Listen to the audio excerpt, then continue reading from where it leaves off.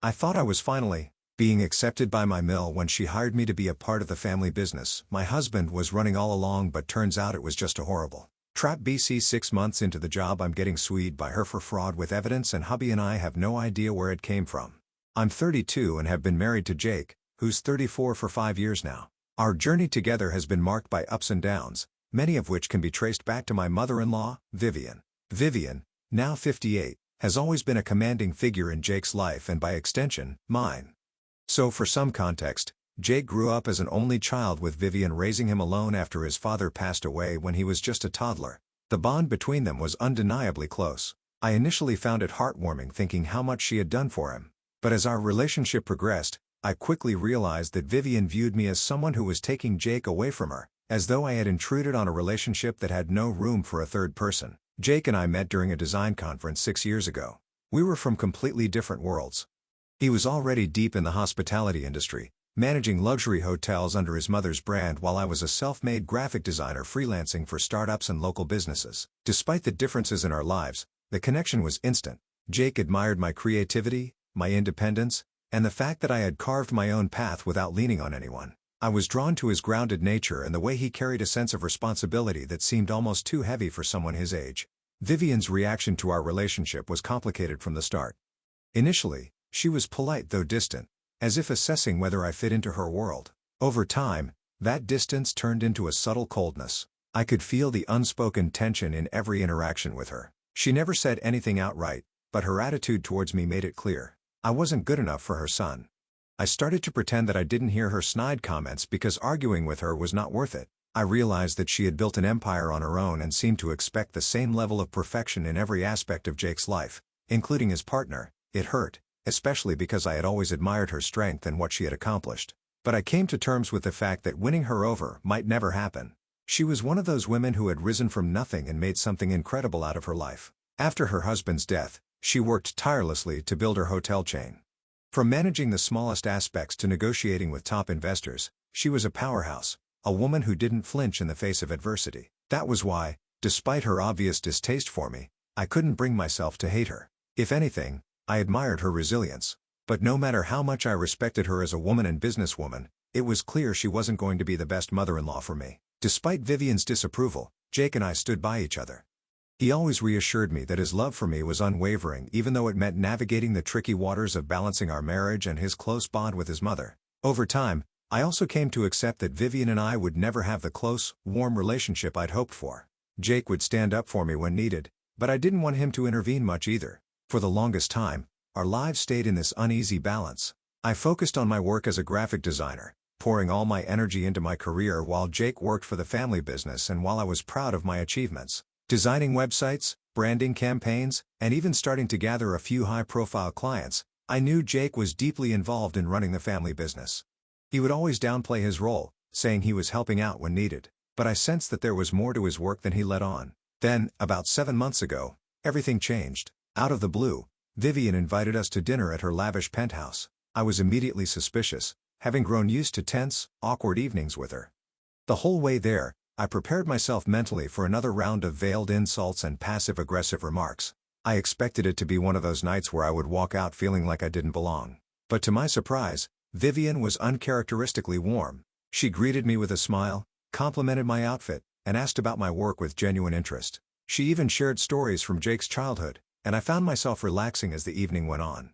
I thought maybe, just maybe, things were starting to shift between us. It was as we were finishing dessert that Vivien dropped the bombshell. She announced that she was ready to step back from the day-to-day operations of her business and wanted me to join the team.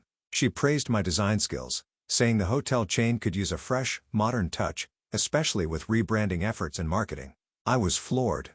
After years of feeling like an outsider in her world, I was finally being welcomed into the fold and couldn't have been more excited about it. Jake seemed just as surprised, though he was clearly pleased. He squeezed my hand, encouraging me to say yes. Before I knew it, I had accepted her offer, though I barely processed what I was agreeing to. It felt like a dream, an opportunity to not only bond with Vivien, but also work alongside my husband and contribute to something greater than myself. The following weeks were a whirlwind. I was thrown into the business world, attending meetings, signing papers, and being introduced to key staff members and clients. I had to learn the hotel industry from the ground up and I threw myself into it wholeheartedly. For the first time, it felt like I was really part of the family legacy, something larger than my design career. During this time, I discovered just how involved Jake was.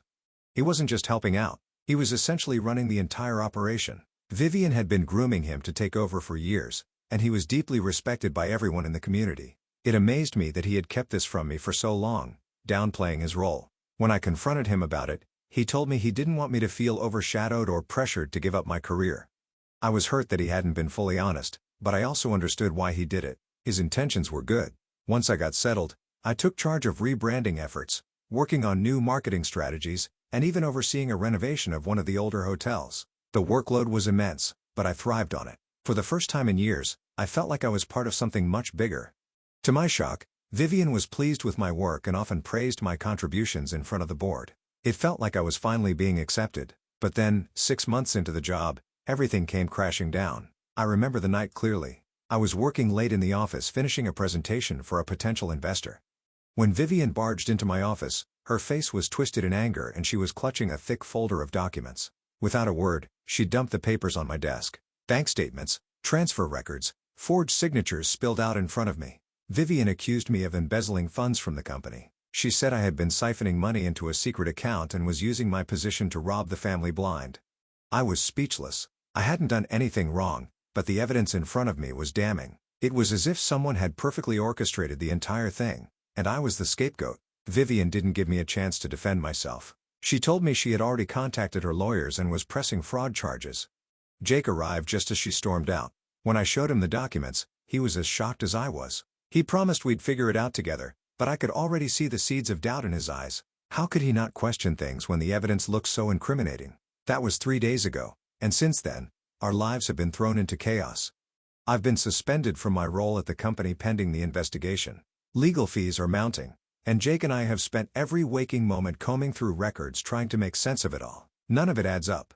I have no idea where this so-called evidence came from, and it feels like we're walking through a nightmare. Jake is torn between his loyalty to me and the lifetime of trust he's had with his mother. I can see the strain on his face, and though he says he believes me, I can feel the weight of uncertainty pulling him apart. I'm lost, confused, and deeply betrayed.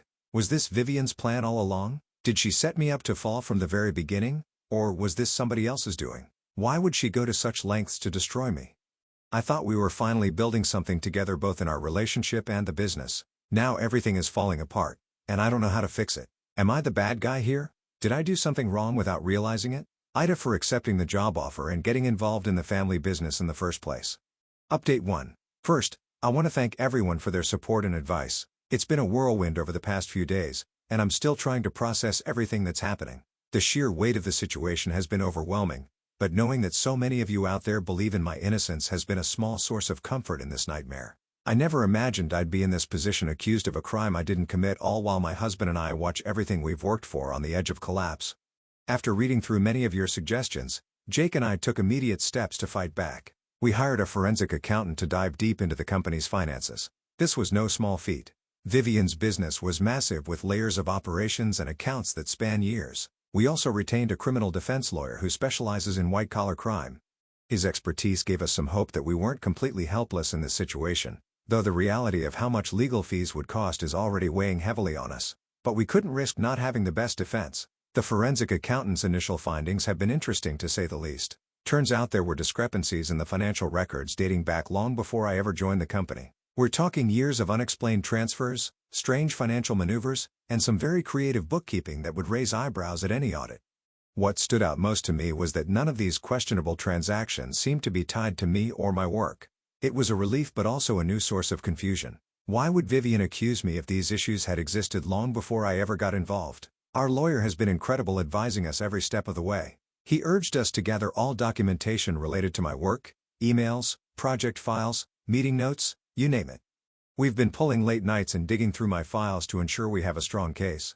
It's exhausting mentally and physically, but at least I feel like we're finally doing something rather than just waiting for the next hit.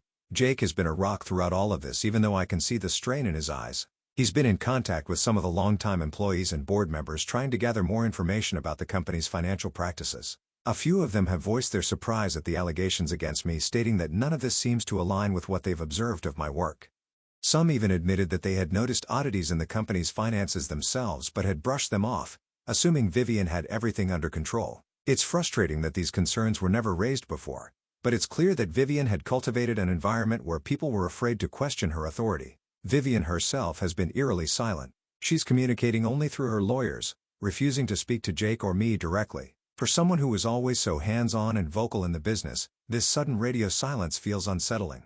It's as if she's plotting something behind the scenes, and the uncertainty of it all is driving me crazy. I've gone over our interactions 1,000 times in my head trying to pinpoint the exact moment things shifted, but I can't shake the feeling that Vivien's been planning this for a long time. We haven't told many people about the situation yet, trying to keep things as private as possible while the investigation unfolds. However, Jake's cousin who works in IT for the company reached out to us confidentially. He told us that he'd noticed some unusual activity on the company's servers in the weeks leading up to Vivien's accusations. Apparently, someone had been accessing sensitive financial data at odd hours, and there were traces of files being altered or deleted. He's promised to dig deeper and see if he can find any solid evidence of tampering, but even this small lead gives me hope that the truth will eventually come to light. For now, we're in a holding pattern. The investigation is ongoing. We're cooperating fully while also preparing our defense. It's a delicate balance, trying to clear my name without attacking the company that Jake has devoted his entire career to. The weight of the situation is crushing, and I can feel the toll it's taking on us both. We're barely sleeping, and every time the phone rings, my heart races, expecting the worst. I'm not sure how much longer we can keep this up, but for now, we have no choice but to keep fighting. All of this is taking a toll on me and Jake because we have had several arguments about many stuff. I know it has been hard on Jake, but as soon as we get some sort of a grasp on this situation, I plan on discussing everything with Jake and making a few things clear. Thank you all again for your support.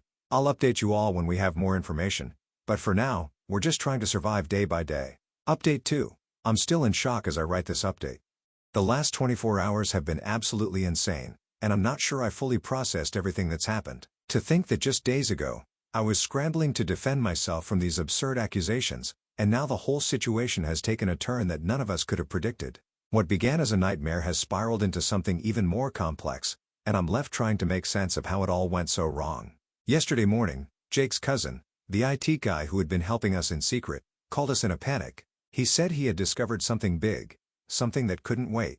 He needed to meet us immediately. Given the sensitivity of the situation, we arranged to meet at a small coffee shop far away from the office. The last thing we wanted was for any of Vivien's loyalists or other employees to overhear our conversation and report back to her. As we drove there, I felt a knot of dread tighten in my chest. What could he have possibly found that had him so worked up?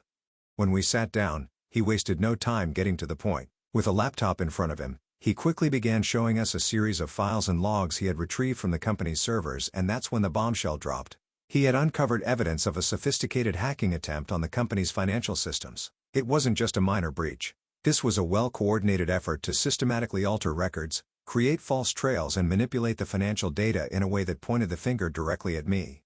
Jake and I just stared at the screen, unable to believe what we were seeing, but what came next left us both reeling. The digital fingerprints of this operation, they led straight to Vivien's personal computer. For a few moments, it felt like the world stopped. Jake was in denial at first, saying there had to be some mistake, but his cousin, patient and methodical, continued walking us through the evidence. There were login, timestamps, IP addresses, digital signatures that all traced back to Vivien. As the reality of it began to sink in, the color drained from Jake's face. This wasn't just a misunderstanding or some clerical error. This was a deliberate, calculated attempt to frame me for crimes I didn't commit. We were still sitting there, stunned and trying to process this revelation, when Jake's phone rang. It was the police. We were preparing ourselves to give proof and all the evidence that we had just come across. But when Jake hung up, he turned to me with an expression of pure disbelief. The cops had arrested Vivien. I was in shock. Apparently, the forensic accountant we had hired wasn't the only one who had noticed the irregularities in the company's finances. It turns out that law enforcement had been investigating Vivien for months on suspicion of tax evasion and fraud. We had no idea. The police had been quietly building a case against her, and now with the mounting evidence from both our accountant and Jake's cousin, they had enough to make an arrest. When we arrived at the station, we were met by a detective who gave us the full picture. They explained that when they confronted Vivien with their evidence, she had broken down and confessed to everything. It was as if at that moment, the weight of all her lies finally came crashing down on her. Not only had she been embezzling from the company for years, But she had also orchestrated this entire scheme to frame me in a desperate attempt to cover her own crimes. Her motive? It was a twisted combination of fear, greed, and jealousy. Vivien had been siphoning money from the company to fund a lavish lifestyle that included everything from expensive trips and luxury cars to a gambling addiction that no one, not even Jake, had known about. As the wall started closing in on her, she panicked. She saw me as an easy target, a newcomer who didn't take the fall and distract from her own financial misdeeds. The fact that she already didn't like me was just a cherry on top for her. She thought that by framing me, she could not only protect herself but also drive a wedge between Jake and me, ultimately bringing her son back under her influence. I was numb. To think that someone I had admired and respected had been plotting against me all along was beyond anything I could comprehend.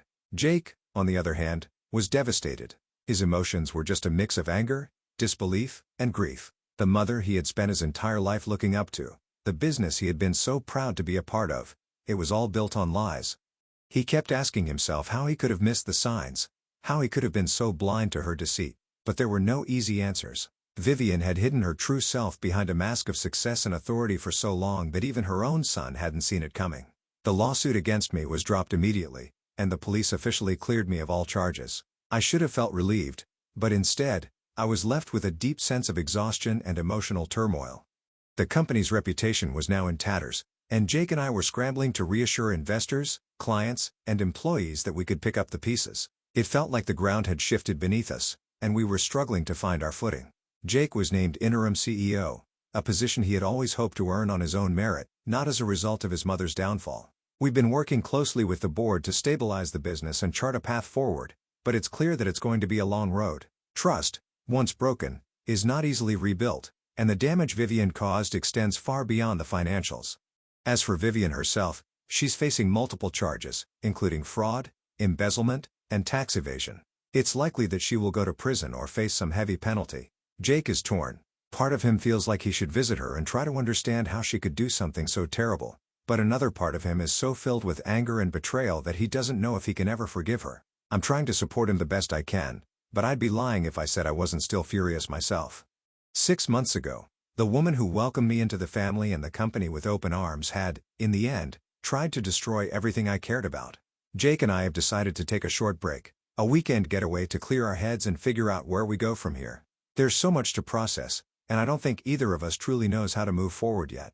But for now, we have each other, and that's what matters most. Thank you all for your support throughout this nightmare. I'll post an update in a few days when things have settled a bit more, but for now, I just need to take a breath and try to piece together the life that almost slipped through my fingers. Update 3. Hi, guys. How are you all? It has been such a roller coaster since my last update, and I finally feel like I have a moment to breathe and reflect on everything that's happened. The chaos that had become our lives has started to settle, and while the road ahead is still long, Jake and I are finding our footing again. After all the tension, accusations, and revelations, we desperately needed time away to process everything and figure out how to move forward. As planned, Jake and I took that weekend getaway. We rented a small cabin by a lake. No cell service, no internet, just us. It was exactly what we needed. For the first time in weeks, we could actually breathe. There were moments when we just sat on the porch, staring out at the water, not saying a word, but feeling the weight of everything lift bit by bit. Those days always helped us reconnect and process the trauma we've been through. During one of our deeper talks, Jake opened up about everything he's dealing with regarding his mother, Vivien. He confessed that the betrayal ran much deeper than even I had imagined. One of the instances he gave me was that when we started dating, Vivien had warned him not to disclose his actual position at work to me at the time. She apparently felt I was only with him for his money and status, and assumptions she made without ever taking the time to truly know me. He also revealed that in the early days of our marriage, when I was just beginning to take a more active interest in the family business, Vivien had privately warned him that my ambition was dangerous. She implied that I might be looking to take control of the company or at the very least undermine her authority. Jake had dismissed her claims at the time, but now hearing the full scope of her actions, it was clear that Vivien had been laying the groundwork for her scheme against me for years. She had always viewed me as a threat, not just to her relationship with Jake, but to her position of power within the business. Jake is angry, of course, furious at her betrayal, at the lies she spun and at the damage she caused. But beneath that anger is a deep sense of loss. He's grieving for the relationship he thought they had, for the mother he believed he knew. It's been incredibly hard for him, and I could tell he's still wrestling with the idea of whether or not he can ever truly forgive her. Jake decided to seek therapy to work through these feelings, and I fully support his decision. He's realized that the emotions he's experiencing are far too heavy to carry alone, and therapy seems like the healthiest way for him to unpack everything. As for the business, we returned from our trip to find things in better shape than we expected. I'd been so worried that while we were gone everything would collapse, but it turns out the board of directors had really stepped up. They've been incredibly supportive, recognizing that both Jake and I were victims in this situation, not perpetrators. One of the first things they did was approve a comprehensive audit of the entire company to ensure no more surprises were lurking in the books. It's a huge relief to know that the board is taking such proactive steps to restore the company's integrity. I've also been officially reinstated in my position, which felt like a weight being lifted off my shoulders. Even better, the company issued a public apology for the false accusations made against me. I was nervous about how that would go over, but the response has been overwhelmingly positive. Many of our employees have reached out with messages of support, which has been incredibly heartwarming. It's reassuring to know that despite everything,